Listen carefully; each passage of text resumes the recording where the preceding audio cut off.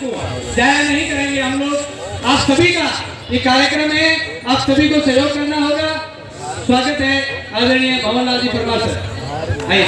और सभी वक्ता समय सीमा का विशेष ध्यान रखेंगे, हमें मजबूरन आगे आकर के स्लिप नहीं पकड़ने वाले, इस बात का विशेष ध्यान रखेंगे।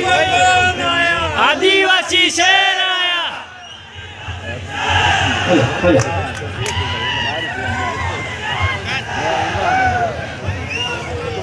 जय जवान भाइयों, आप सबको खड़े हैं, बैठ जाएंगे तो अच्छा होगा। आप भी बैठ जाइए भैया। हम लोग पहली बार राजस्थान से इतनी बड़ी संख्या में आए हैं और अभी तक आप लोग बहुत ज्यादा थक भी गए होंगे, ऐसा मुझे लगता है। और जो मेरे भाई जिनको सुनना चाहिए था वो थोड़ा इधर उधर हो गए, थक गए, पक गए, ऐसा भी मुझे लगता है। यस। लेकिन हम लोगों को पेशेंस रखना होगा, धैर्य रखना होगा। आदिवासियों के संदर्भ में जब भी कोई राष्ट्रीय सम्मेलन, राज्य सम्मेलन या जिला सम्मेलन होता है तो वहां पर समस्याओं का बखान होता है। समाधान क्या है उसके बारे में बहुत कम बातें होती हैं। ये बात मुझे लगता है कुछ लोगों को अच्छा नहीं भी लगे, लेकिन किसी भी समस्या के समाधान के लिए मीठी गोली आज तक किसी बीमारी के लिए नहीं बनी। इंजेक्शन भी लगाना है तो दर्द होगा, गोली भी खानी है तो कड़वी लगेगी। और मैं कड़वी ही बात बोलने के लिए जाना जाता हूं। तो क्या थोड़ा सा इंजेक्शन सहन करने लायक है आप? यस। धन्यवाद। अब हमने देखा 5 जनवरी 2011 सुप्रीम कोर्ट के जजमेंट ने कहा कि 6000 साल से आदिवासियों के साथ शोषण, दमन, उत्पीड़न हो रहा है। तो क्या हम अगले 6000 साल के लिए तैयार हैं? अगले 6000 साल बाद इस धरती पर आदिवासी बचेगा? बचेगा या नहीं बचेगा? बचेगा। नहीं बचेगा। देश आजाद होने से पहले आदिवासी संगठित था, आदिवासी आत्मनिर्भर था, आदिवासी स्वावलंबी था। 75 साल में 5 किलो अनाज का मोहताज हो गया है। 5 किलो अनाज का मोहताज हो गया, एक हैंडपंप का मोहताज हो गया, एक बीपीएल आवास का मोहताज हो गया। और डेमोक्रेसी की बात करो, एक पोटली का मोहताज हो गया, पोटली का। डेमोक्रेसी इस देश में रूल ऑफ लॉ है। यदि रूल ऑफ लॉ है तो सुप्रीम कोर्ट के जजमेंट लागू हुए होते। हुए क्या? समता जजमेंट लागू हुआ क्या? वीरेंद्र जजमेंट लागू हुआ क्या? कौन सा जजमेंट लागू हुआ बताइए मेरे को। यदि इस देश में रूल ऑफ लॉ है तो हमारे सांसद, हमारे विधायकों को अपनी मर्जी से वहां बोलने का हक होता। क्या हक है? नहीं। क्या वहां पर बोलते? आदिवासी के अनुरूप नहीं बोलते। आदिवासियों के संदर्भ में जितने कानून बने, कौन सा कानून लागू हुआ? आज SC ST एक्ट के विरोध में काम हो रहा है, कौन सा नेता बोला? कौन सा सामाजिक कार्यकर्ता बोला? क्या हो रहा है?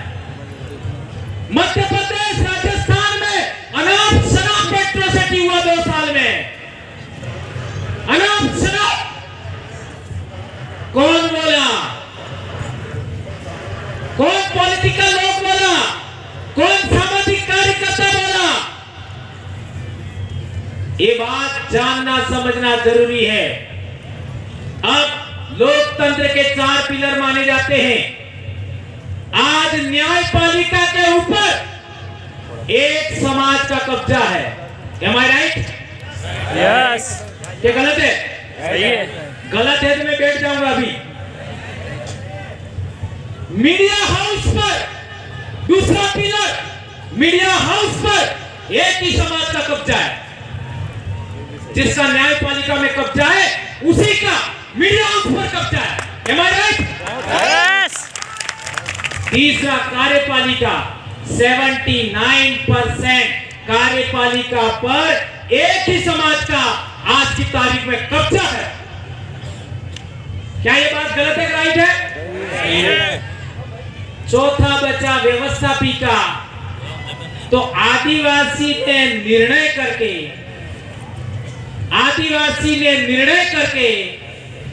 एक भी विधायक सांसद भेजा क्या?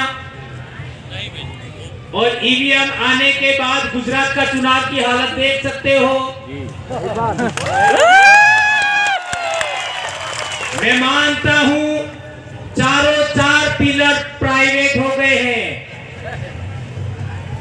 निजीकरण हो गए। इस देश में डेमोक्रेसी हाइड हो गई है और हम कह रहे हैं पृथ्वी को बचाएंगे। है? अरे भैया हम तो बच ले। इसका मतलब ये नहीं है कि ये जीवन मूल्य का कोई मोल नहीं है। ये जीवन मूल्य हमारी जान से प्यारा है कि पृथ्वी को बचाना चाहिए। ये पूरे जीव जगत का मसला है, इसको हम नकार नहीं सकते। उसको सर आंखों पर रखते हैं हम लोग। लेकिन इधर भी तो देख लीजिए, वो मुर्गी क्या कर रही है? क्या कर रही है मुर्गी? मुर्गी गुस्से में आई है कि नहीं आई है? तो आदिवासियों का गुस्सा कब आएगा? 6000 साल से गुस्सा नहीं आया। पिछले 75 साल में सब कुछ खत्म हो गया, फिर भी गुस्सा नहीं आया। कब आएगा? और मैं गुस्से की भी बात नहीं करना चाहता, मैं बात करना चाहता हूं डेमोक्रेसी की। हमने प्रकृति में सिद्धांत देखा, प्रकृति प्रदत्त, ये मैं अपनी बात नहीं करता, प्रकृति प्रदत्त सिद्धांत देखा। क्या सिद्धांत देखा? एक सियार या कुत्ता भेड़ के बच्चे को खाने आता है तो भेड़ क्या करती है?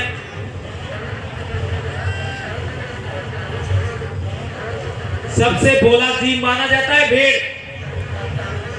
सबसे भोला जीव। तो वो भेड़ भी सियार या कुत्ते के सामने लड़ने के लिए तैयार होती है। या अनपढ़ आदिवासियों ने जाना था, सीखा था। हम पढ़े लिखे लोगों ने इससे कोई सबक सीखा क्या? सीखा क्या? नहीं सीखा। ये मुर्गी का उदाहरण, आपको बिल्ली है, वो काटने आ रही है तो वो गुस्सा हो रही है। और मेरे भाई पेंटर गोसा जी ने पृथ्वी को भी गुस्से में दिखाया है। तो थोड़ा सा गुस्सा में कर लूं क्या? जायज है क्या? प्रकृति का सिद्धांत है, मैं क्या कर सकता हूं?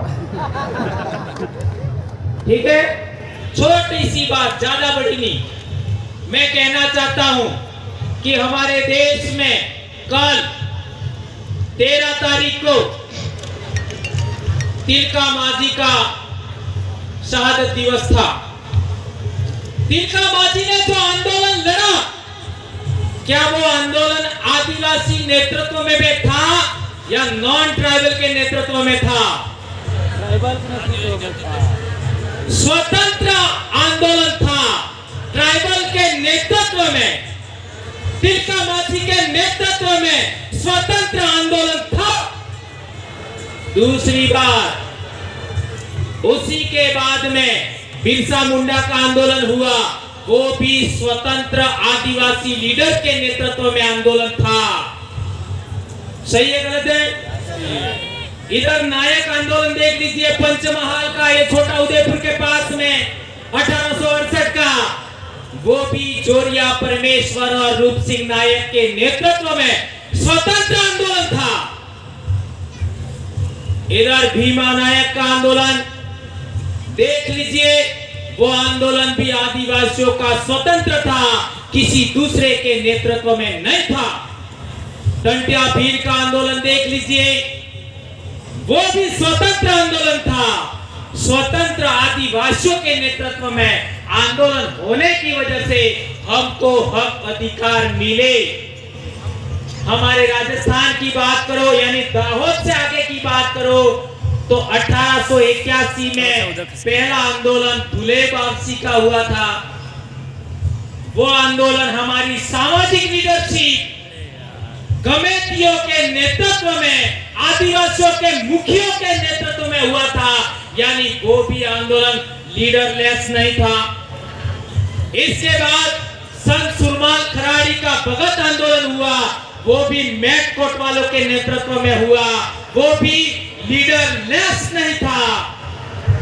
और इसके बाद मानगढ़ का आंदोलन, जिसको संत गोविंद गुरु महाराज का आंदोलन कहते हैं, उसमें भी 1,80,000 मैट कोट वालों का आंदोलन था, तब जाकर के हमको हक अधिकार मिले। अब मैं कहना चाहता हूं, मैं जिस गांव से आया हूं, वो संत गोविंद गुरु महाराज का ही गांव है।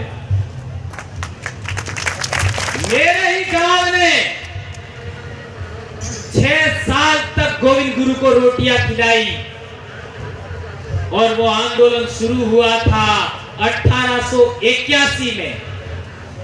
याद रखिए, 1881 में हमारे भक्तों का संगठन था। और कांग्रेस कब बनी? ये इंजेक्शन है 1885 में। तो आदिवासियों की लीडरशिप है, वो सीनियर है और कांग्रेस जूनियर है। आदिवासियों की लीडरशिप सीनियर है, कांग्रेस जूनियर है। और देश में आदिवासियों की स्वतंत्र लीडरशिप का सबसे पहले कांग्रेसीकरण हुआ। इंजेक्शन नंबर 1, और इसी कांग्रेसीकरण से संघीकरण हुआ नंबर 2 इंजेक्शन, और इसी संघीकरण से पांचवाईकरण हुआ नंबर 3 इंजेक्शन। और आदिवासी नेता बनने लगे, लीडर नहीं रहे। और नेता भी कैसे? जो दूसरे सेलेक्ट करते हैं और आदिवासियों को थोप देते हैं, लो तुम्हारा नेता। 75 साल से हम लोग आज तक हमारा एमएलए कौन बनेगा, एमपी कौन बनेगा, उसका निर्णय लेने लायक नहीं बने। इस देश में सबसे लायक कोई कौम है, आदिवासी है। इस देश के अंदर सभी वनस्पति में क्या खाने लायक है, क्या खाने लायक नहीं है, उसका ज्ञान भी आदिवासी ने सबको दिया। दवाइयों के मामले में हम देखते हैं तो कौन सी वनस्पति से कौन सी दवाई बनती है, इसका ज्ञान सबसे ज्यादा आदिवासी को है। और आदिवासी अहिंसक कौम है। आज भी इस देश के निर्माण में सड़कें देख लीजिए, आपका डैम देख लीजिए, सबके निर्माण में आदिवासियों का रोल है। मैं सवाल पूछना चाहता हूं, केवड़िया क्यों नहीं बचा पाए? हसदेव क्यों नहीं बचा पाए? पारसनाथ में क्या हो रहा है?